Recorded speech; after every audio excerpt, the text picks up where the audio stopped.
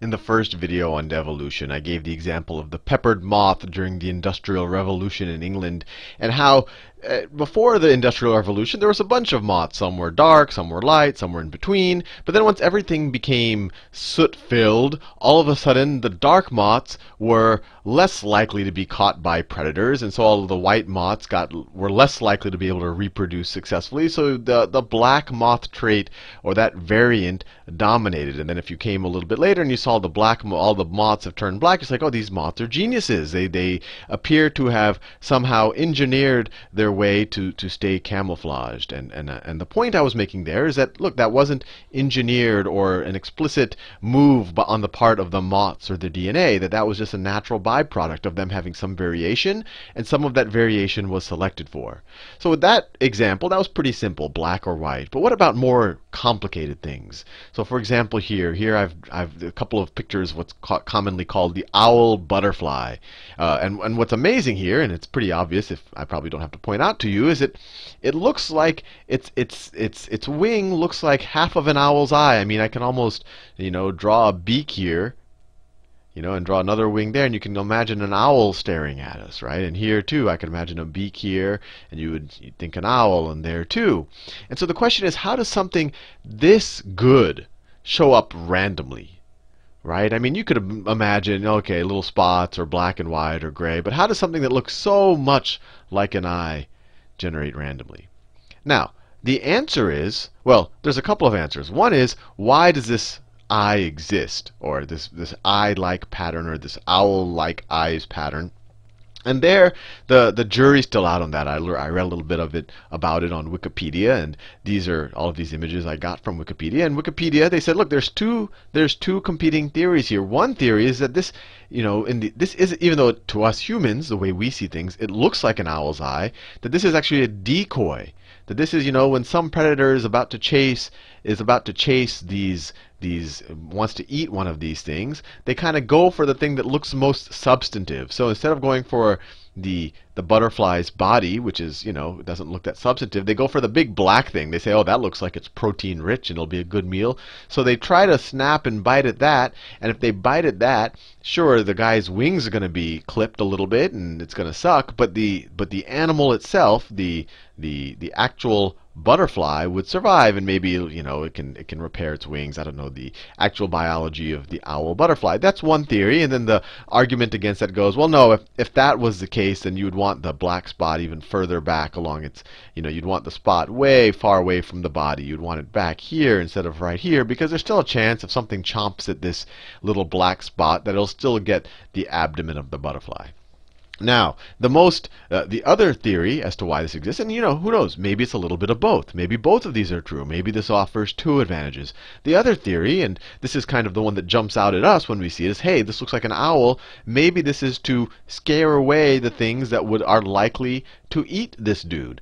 So maybe if, and it does turns out in my reading that they are lizards that like to eat these type of butterflies, and those lizards probably don't like to be around birds or owls because those owls eat them, so that might be deterrent. And then the other example they said is, look, they tend to be eaten by this lizard right here. This is what Wikipedia told me, and that this lizard tends to be eaten by this frog right there, and that the eyes of this butterfly are not too dissimilar to the eyes of this frog. And we can debate whether or not that's the case, and if this was the predator we're trying to mimic, you could make an argument that maybe we would have had more green on our wing. But that's not the point of this video. But it's a fun discussion to have as to what is useful about this eye. But let's have the question, how did that eye come about? And when I say that eye, I mean the pattern on that wing. What set of events allowed this to happen? Because when I described evolution, and we know that everything in our biological kingdom is just a set of proteins, and then stuff that maybe the protein but mainly protein, and that protein's all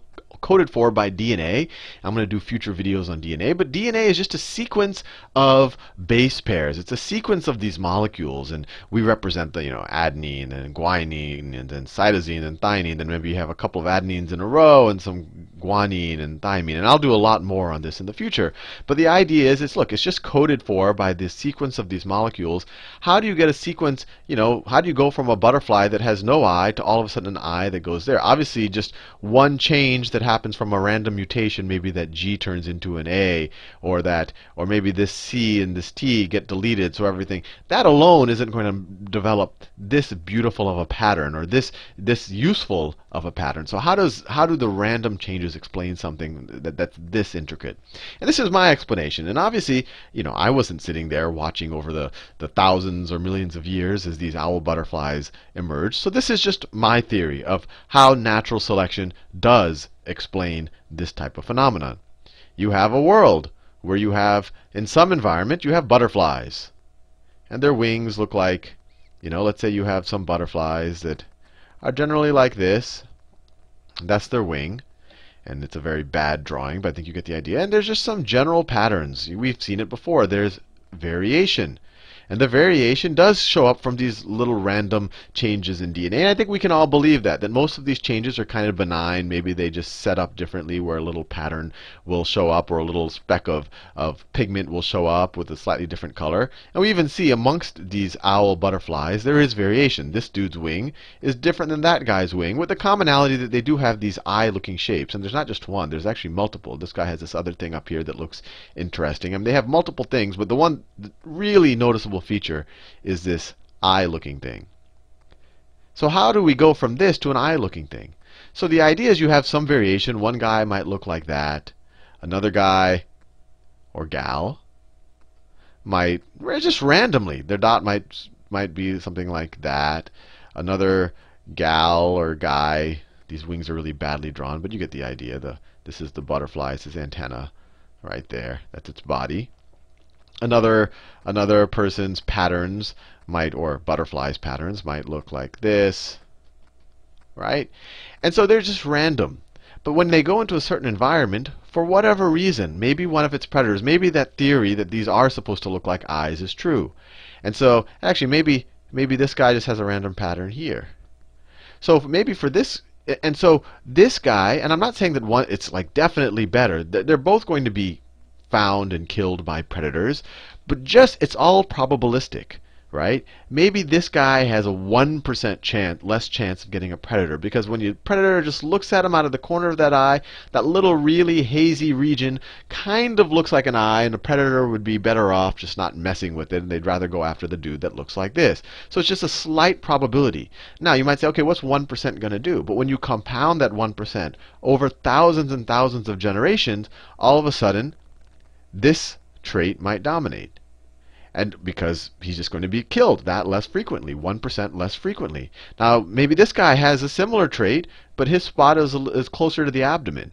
And here it's a trade-off, because maybe some predators get scared away by this concentration of pigment. And once again, this is not, I'm not saying that we're here yet. We're not at this kind of very advanced, sophisticated pattern yet. We're at this random concentration of pigment that just shows up. So we see that people who have this concentration of pigment further away from their abdomen, they do well. But when it's too close, maybe some predators think that that's actually an insect and they want to eat it. So that's actually a bad trait. So what happens is this guy dominates. And so within this population, you start having a lot of variation, because he starts representing he's more likely to pass on these traits. And I want to make that point very clear. This isn't what happens over the course of an animal's lifetime. It's not like if somehow I experience something, or at least our current theory, if I experience something, that I can somehow pass on that knowledge to my child. What it says is, if my DNA just happens to have just some variation that happens to be more useful or more likely for me to survive to reproduction and for my children to survive, then that will start to dominate in the population. So then the population, you're going to have variations within that. Maybe some guys, it's going to get a little bit look like that. Maybe another one's going to look a little bit like that. Maybe some spots there. You can kind of view it as the variation is quote-unquote exploring, but I want to be very clear not to use any active verbs here, because this is all being done really as almost a common sense process where everything changes. The changes that are most suited are the ones that are going to survive more frequently, and then the next generation is going to have more of that, and then you'll have variation within that change. And then this one might be like that, and maybe this is the one. These were good compared to that, but now when you're competing amongst themselves, this one is able to reproduce 1% more than this guy or this guy. And then so this guy becomes, and And maybe it's some combination of all the above, and they mix and match. It's a hugely complex system. But then this guy represents most of the population. And when I say this guy, I'm saying this guy's genetic information, at least as which pertains to his wings. And then you get variation amongst that. Maybe some of it, they have a little small dot, and there's some dots around it. Maybe it's like this. Maybe one of them digresses and goes back here, but then he has trouble competing, so he gets knocked out again.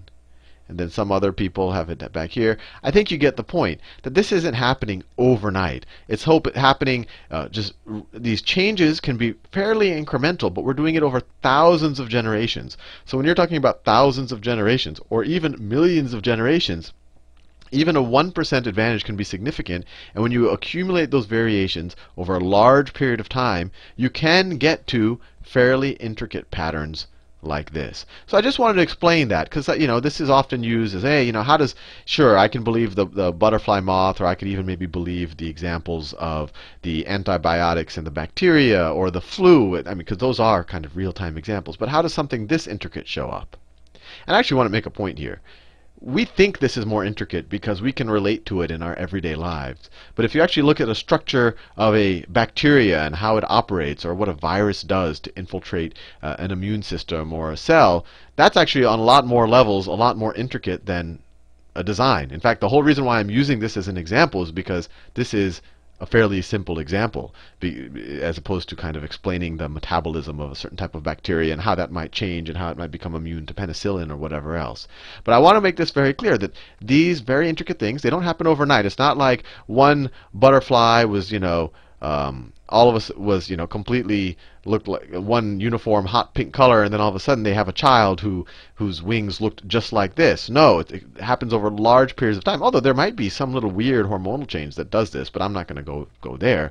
But that is possible. But I just wanted to make this point because I think the more examples we see, the more it'll kind of hit home that this is a passive process. We're not talking about these things happening overnight, and it's actually really interesting to kind of look at our world around us and look at ecosystems as they are today and try to think really hard about how something came to be, what it's useful for, why it might have been selected for. For example, I'll leave, are traits that occur after reproduction selected for? Well, probably not, unless they affect the reproduction of the next cycle. For example, you might say, oh, well, the trait to be nurturing after your reproductive years, that's that's after reproductive years. No, but it helps your offspring reproduce.